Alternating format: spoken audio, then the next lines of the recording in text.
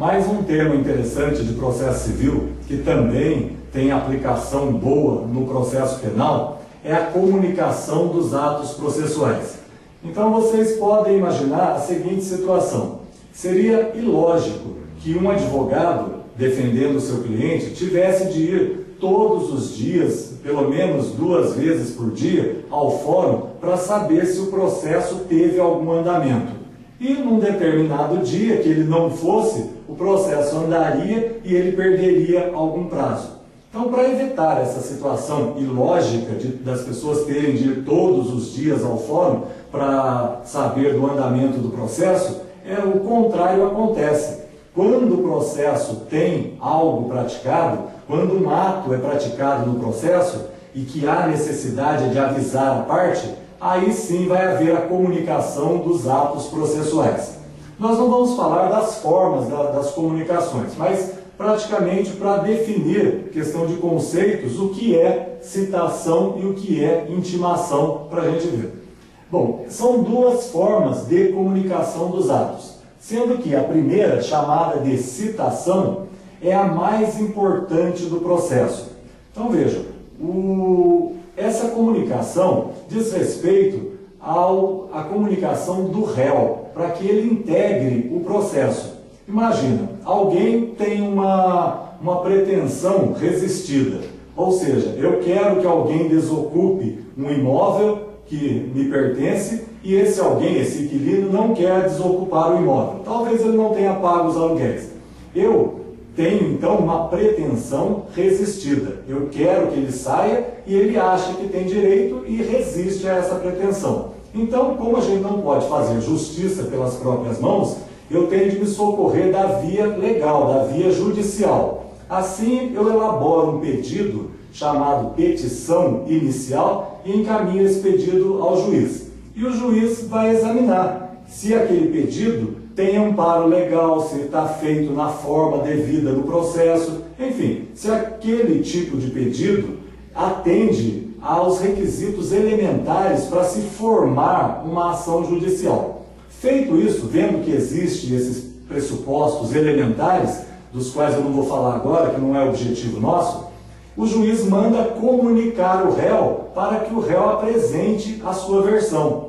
Nós estamos falando de um processo chamado processo de conhecimento, porque o juiz ele fica lá, na inércia da jurisdição. É um princípio. O juiz não sai procurando encrencas, ele fica quietinho lá no lugar dele. Daí, quando uma pessoa tem uma pretensão resistida, ele provoca a manifestação do juiz, provoca o serviço judiciário através da petição inicial, contando para o juiz a sua versão. Ou seja, o juiz não conhece nada, ele vai tomar conhecimento da versão do autor da ação dentro da petição inicial. Daí, porque ele não pode tomar uma decisão imediata, ao contraditório, à ampla defesa, o devido processo legal, conceitos e princípios que vocês vão ver dentro do direito constitucional. O juiz manda comunicar ao réu que existe uma pretensão correndo contra ele. Daí, para que ele apresente a sua versão dos fatos. Essa comunicação que se dá a alguém de que um processo está sendo movido contra ela e que ela tem um prazo para se defender, é chamada de citação.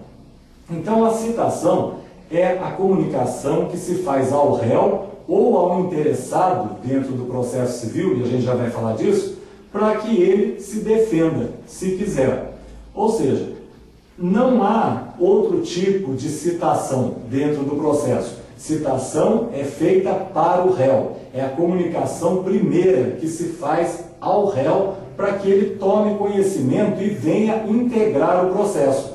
Tá? Então, nesse caso, é para fazer o trio das 3 partes do processo. Uma parte que é o autor, outra parte imparcial, que é o juiz, e a terceira parte é o réu. Daí, feita a citação, se perfaz, se completa o processo. Então, citação é uma comunicação que se faz ao réu. Autor recebe citação? Não. Delegado de polícia recebe citação? Não. Citação só recebe o réu. o réu aqui eu estou usando no sentido amplo, tá? De autor e réu, mas pode ser, no caso, requerente e requerido. Então, o processo apresenta variantes no nome de autor e réu.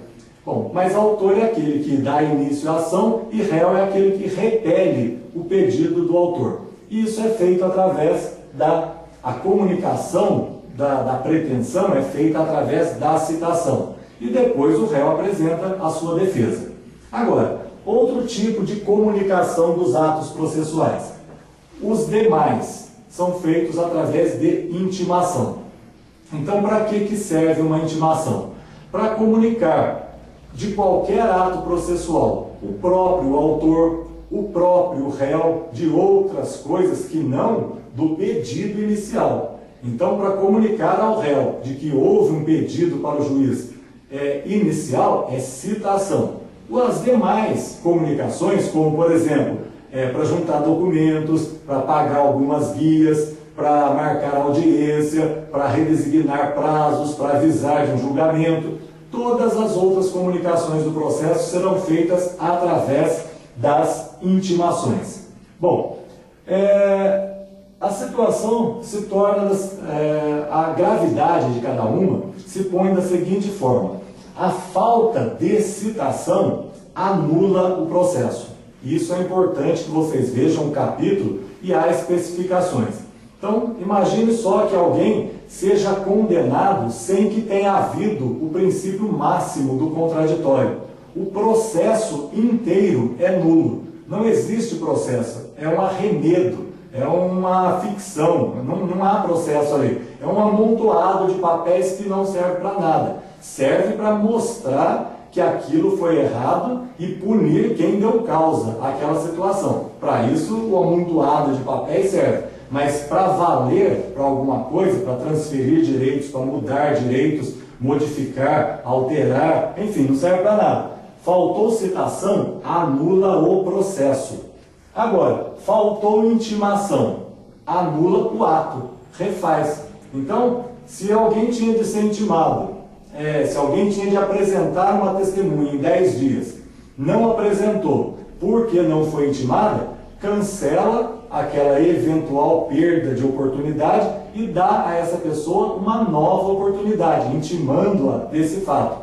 Então, faltou intimação, anula o ato que decorria da intimação. Faltou citação, anula o processo. Isso é muito importante que vocês já guardem essas diferenciações.